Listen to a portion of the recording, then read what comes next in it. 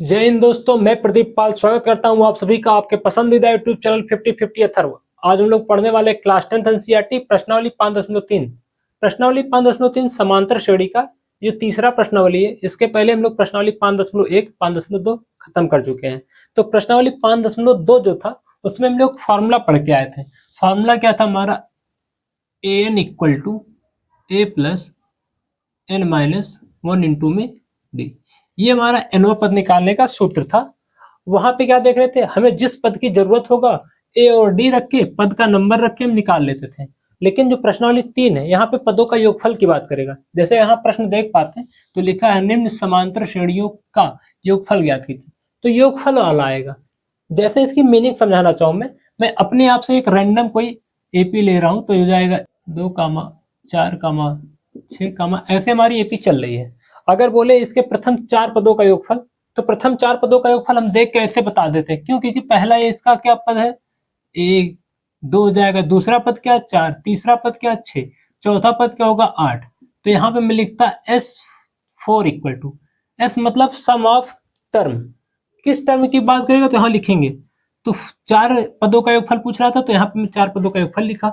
तो 4 + 2 6, 6, 6 12 हो जाएगा और 12, 8, 20। तो इसके 4 पदों का योगफल 20 आ गया। ये करना था। हम कब कर पा रहे? क्योंकि हमें यहाँ 4 पदों का योगफल बोला था। लेकिन अभी 40 पदों का योगफल बोलता, 125 पदों का योगफल बोलता, तब करने में दिक्कत आती। भाई 125 पदों को हम लेके जोड़ते जाएंगे वहां तक? नहीं। तो इसके लिए हमें एक फॉर्मूला मिला है। वो फॉर्मूला हमारा है क्या, उस पर बात करते हैं। ये फॉर्मूला होगा हमारा Sn मतलब sum of n term equal to होगा n/2 ब्रैकेट में 2a प्लस n-1 इंटू में d चलेगा। तो हो क्या रहा है? सम ऑफ n टर्म बोलेगा तो n/2 ब्रैकेट में 2a प्लस n-1 इंटू में d। ये पूरा फार्मूला होता है।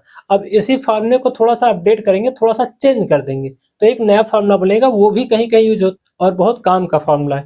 कैसे? अगर इसको मैं लिखना चाहूँ तो Sn इक्वल टू क्या होगा? n/2। जो 2a लिखा गया मैं इसको लिख सकता हूँ a प्लस 2a को मैं अलग अलग करके लिख सकता हूँ, दोनों को जोड़ेंगे तो 2a ही तो आएगा। ठीक। और n-1 इंटू में d। ये हो रहा है। इस पूरे को देखो यहां से यहां तक का, यही चीज तो नहीं दिख रहा हमें?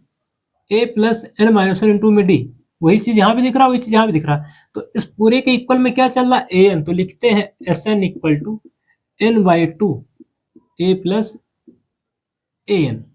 जो a प्लस an आ रहा है, यह हमारा फॉर्मूला कब लगेगा? जब हमें अंतिम पद दिया होगा। बहुत से बुकों में यहाँ पे an की पोजीशन पे l लिखा रहता। al लिखो, सही है। मैं यहाँ भी al लिख सकता था, यानी ऐसे इसको लिख सकते थे Sn इक्वल टू n/2 और होगा क्या? a प्लस इसके पूरे पोजीशन के स्थान पे l लिखते हैं जब लास्ट टर्म पता हो। तो हमें 2 फार्मूला मिला है, एक ऊपर वाला एक नीचे वाला, बाकी ये कैलकुलेशन करके दिया गया है। हमें पहला फार्मूला जो सम वाला याद करना है, एक ये याद करना है। ये हमारे दिमाग में रहना चाहिए कि अगर हमें सम बोलेगा, पदों का योगफल बोलेगा, तो एक तो ये लगाना है, दूसरा ये लगाना है। ये दोनों हमें याद करके रखना है। ये कब लगेगा? जब हमें डी पता हो, सार्वंतर पता हो, ये तब लगने वाला। ये कब लगेगा? जब हमें अंतिम पद पता हो, लास्ट टर्म पता हो, तब एल लगाएंगे। और जब हमें सार्वंतर पता होगा तो डी लगाएंगे। इतना सा काम करना है। तो जब भी पदों का योगफल बोलेगा तो इन दोनों में से कोई एक फॉर्मूला लगना, ये निश्चित हो गया। अब आगे हम लोग प्रश्न की बात करते हैं। है क्या? निम्न समांतर श्रेणियों का योग ज्ञात कीजिए। है क्या? पहला वाला 2, 7, 12 डॉट डॉट डॉट 10 पदों तक।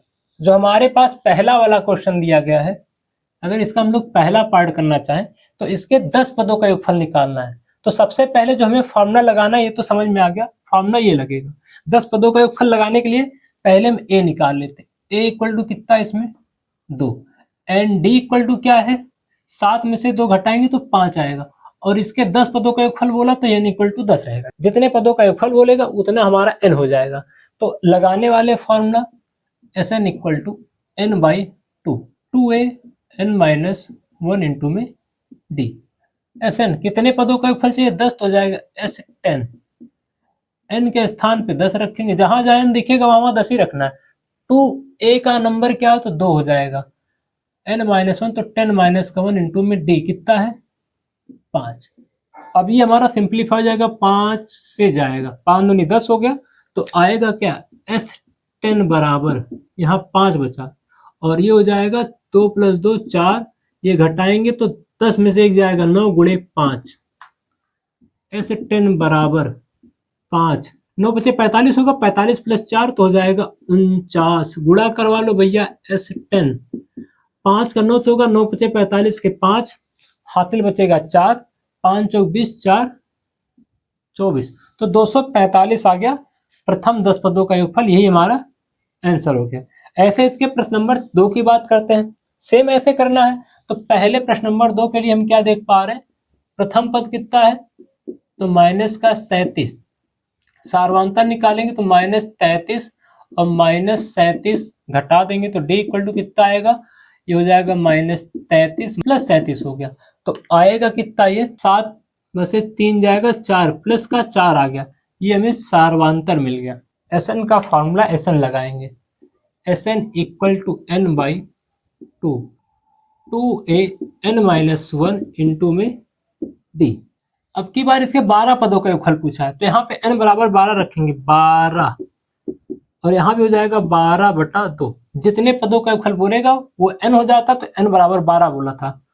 2a, a कितना है, माइनस का 37 यहाँ लिखा था, तो माइनस का 37 प्लस n 12 माइनस का 1 इंटू में d 4 था, काटेंगे तो हो जाएगा 6, तो S12 इक्वल टू आएगा 6, और 37 का गुणा करवाएंगे तो 37 दूनी हो जाएगा 74, माइनस का 74 आ जाएगा, और प्लस इसको घटाएंगे तो 11 × 4, S12 6, माइनस का 74 प्लस 44, S12 इक्वल टू 6, इन दोनों को घटाओ तो 4 से 4 जाएगा 0 हो जाएगा, 7 से 4 घटेगा तो 3, माइनस का 30 आ गया, तो S 120 आएगा, छात्र 18 माइनस का 180, ये हमारा आंसर हो गया।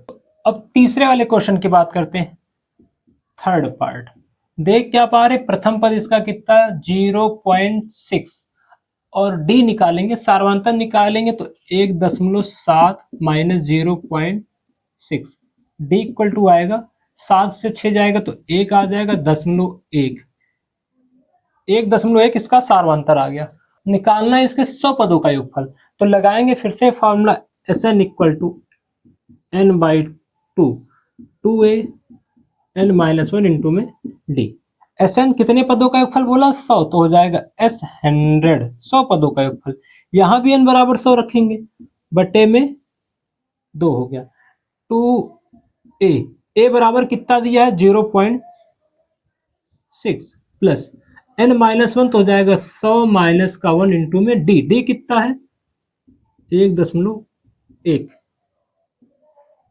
S100 इक्वल टू, इसको काट देंगे तो हो जाएगा 50, और ये अगर गुणा करवाएंगे तो 6 दूनी 12, 1.2 आएगा, प्लस 99 गुणे 1.1।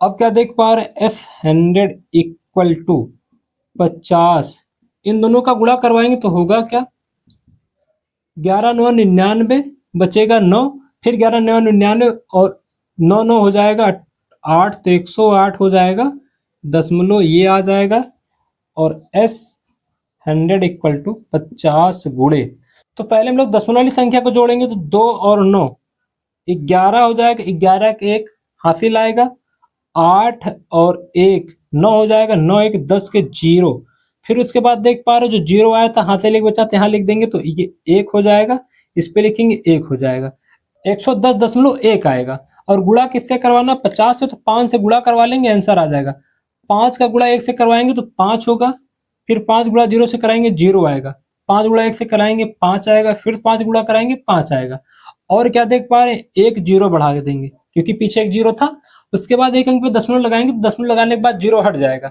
तो सीधा सा जो हमारा आंसर आया वो 5505 आया है, ये आंसर हो गया, इसके आगे कुछ नहीं करना, इतने पे खत्म हो जाएगा।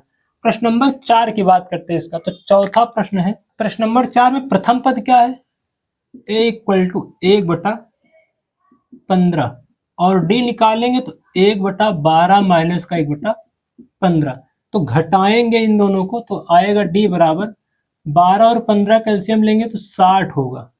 12 का 60 से भाग लगाओ तो 5 बार जाएगा, इसका लगाएंगे 4 बार जाएगा, तो डी इक्वल टू आएगा 1/60। अब एस एन इक्वल टू क्या होगा, n/2 2a n-1 इंटू में डी।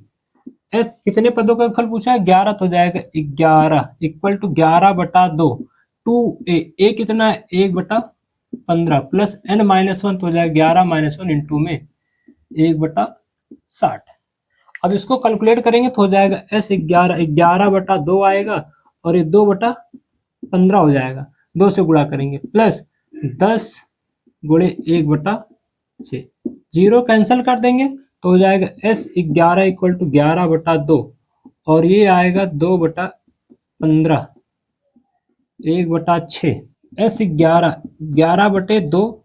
यहाँ पे जब लोग हर बराबर करेंगे तो इन दोनों का एलसीएम 30 आएगा, आप लोग करिएगा। और 30 के बाद यहाँ पे जब 2 का भाग लगेंगे 2 बार तो 2 गुणे 2 हो जाएगा 4, और यहाँ पे जब इसका भाग लगेंगे 5 बार जाएगा तो 5 1 के 5, और इन दोनों को जोड़ेंगे 5 4 9 हो जाएगा, तो 9/30 9/30 का अगर भाग लगाएंगे देखो ये 3 त्रिक 9 जाएगा और ये 3 दहा में 30 जाएगा, तो गुणा करवा रहे 11 3 33, तो इसका जो आंसर आएगा इधर लिख देता हूँ, जगह नहीं वहां हमारे पास, तो इसका जो आंसर आएगा इस प्रश्न का 11 3 33, तो 33 बटा में 10 दूनी 20, 33 बटा में 20 ये हमारा आंसर हो जाएगा। इसके आगे कुछ नहीं करना है आपको। प्रश्न जो ये हमारा पहला वाला है बस इतना सिखा रहा है कि कैलकुलेशन कैसे करना है, फॉर्मूले का सही सेटअप लगाने का तरीका क्या है। तो लगाने का सही तरीका कब होगा, जब हमें प्रथम पद और सार्वंतर पता होगा। तो फोकस इसी पे करना है, जब भी किसी पदों का योगफल बोलेगा तो प्रथम पद और सार्वंतर को पता कर लेना है, इसके आगे बस कैलकुलेशन बचता है। यह वीडियो आपको कैसा लगा कमेंट कीजिएगा। वीडियो को अंत तक देखने के लिए आपका धन्यवाद। Thank you.